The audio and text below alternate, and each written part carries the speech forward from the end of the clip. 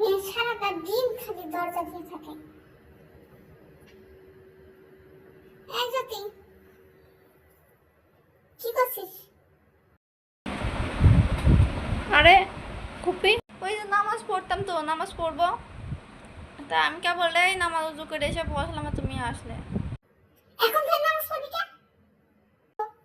তোর একটা জিনিস দিতে এলাম। এই যে তোর জামাই 200 টাকা দিছে না? আমি তো তোমার কাছ থেকে কোনো টাকা মাকা পাই না।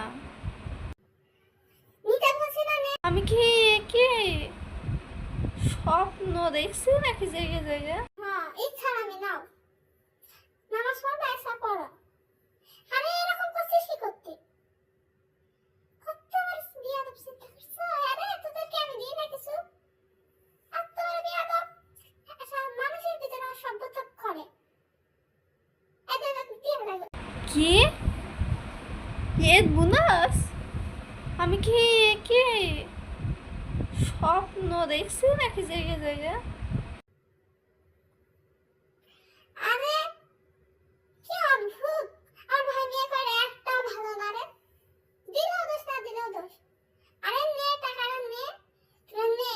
আমরা যে কালকে চলে যাবো বাসায় চলে যাবো।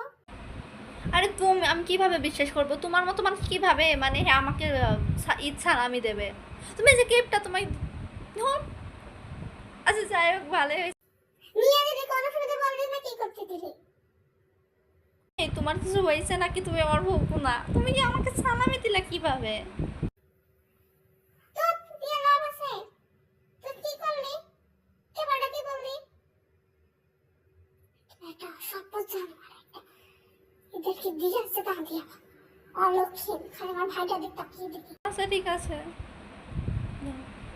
অবশ্যই কোনো একটা গন্ডগোল হয়েছে। না আমাকে সালামি দিল, এ তো মিথ্যে কথা। দেখা যাচ্ছে যে কোনো একটা ধান্দা আছে, আমি টাকাটা রেখে দেবো, ফুরাবো না, নাহলে কোনো সমস্যা হতে পারে।